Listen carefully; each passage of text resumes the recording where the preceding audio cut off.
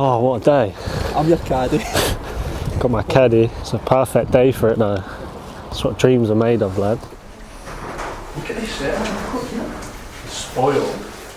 I'm glad I came then. Huh? Are you a lefty?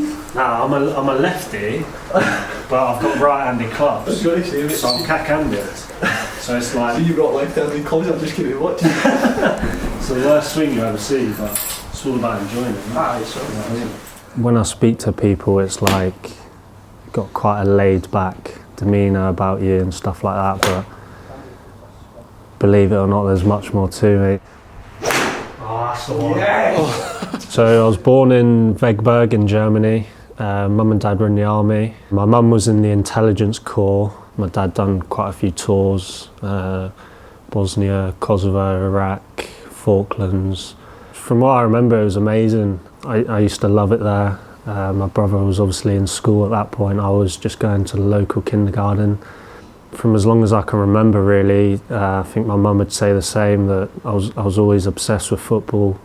She's got videos of me when I was really young, playing in the garden in the snow. My brother's trying to batter me with snowballs and stuff like that, but I wasn't interested. I was just worrying about where the football was and stuff like that. And then even if it was outside playing or even indoors, trying to make up whatever game I could with a football. Yay! He's going to get changed. Then we moved back over to England, and then I joined Exeter. I think I was about 8 at the time. Loved my time there. It's a great football club, and I think it shows in the past as well what they've done for young players. I think it's a really good team to step forward with your career as a young player. I found out about Man U wanting me to go up for a trial, which was massive for me, being a Man U fan growing up, my dad being a Man U fan, but I'm sure it hurt my mum a bit, being a Liverpool fan and a season ticket holder when she was younger as well. Oh, wow!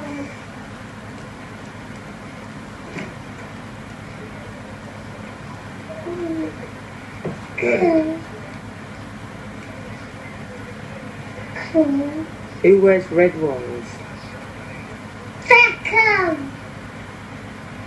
Can I wear these for football now? They said to me they wanted me to go to a tournament the week after, which was in Amsterdam, and I had to get my school to sign me off.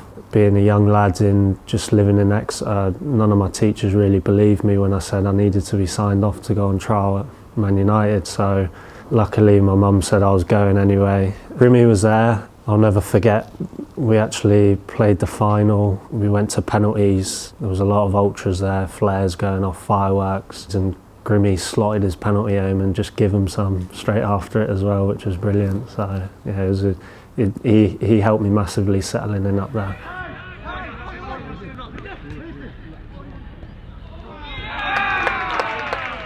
I think it was only really after I signed I realised how big of a deal it actually was. Obviously, you're going around the training ground seeing the likes of Sir Alex Ferguson, Wayne Rooney. As weird as it sounds, I just remember looking at him and thinking like, oh, he's actually just a normal person.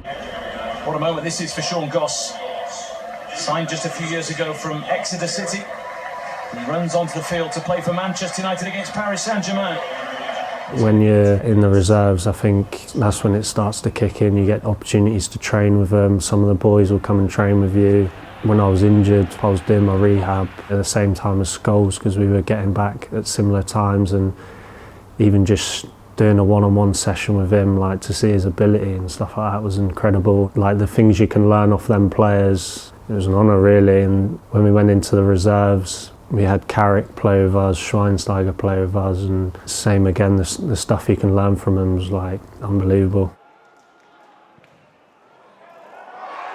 I was getting opportunities with the first team, going away in the pre-season and playing there, and then being on the bench for them and travelling squads for Champions League and stuff like that. And then Mourinho came in, I felt like I wasn't really getting any opportunities, so I felt that was a perfect time for me personally to move forward and look for first team football.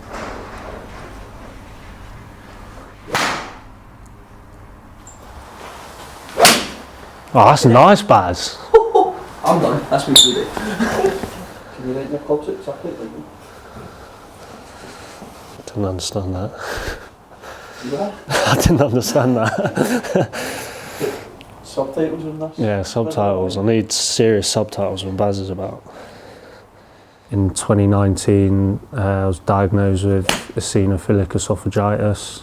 It's basically like the esophagus swelling up. So I was having quite a lot of trouble with it. Obviously being in hospital, some nights having to go to the hospital on my own.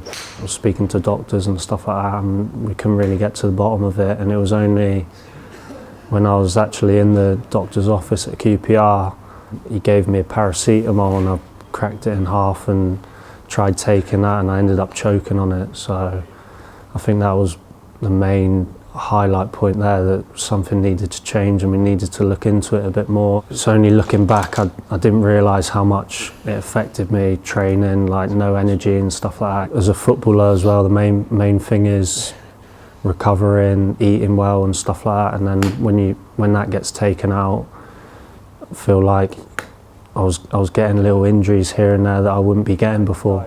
When I got diagnosed with it, it was a big weight off my shoulders really, because for a long time I was thinking something wasn't right, but I didn't have an answer for it, and then I ended up getting on medication and then having a op in the summer and a dilation to spread my esophagus, and thankfully now I'm in remission. Right, you're up first, lad. Yeah, the island.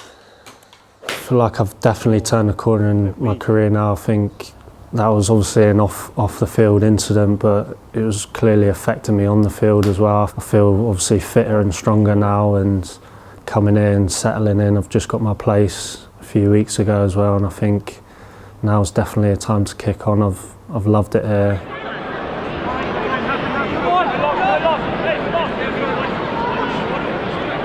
International football is one of the main things as well I'd love to get involved with. My granddad and grandma were born in Belfast, so I've spoke to Northern Ireland before, and it's definitely something I'd like to get involved with again. It's about time I got some goals in my game as well, because it's been too long. I need to get the cobwebs off with that one. Now is obviously a perfect time for me to kick on with my football now. I've grown up, I know the game a lot better, and I think it's definitely a time for me to kick on.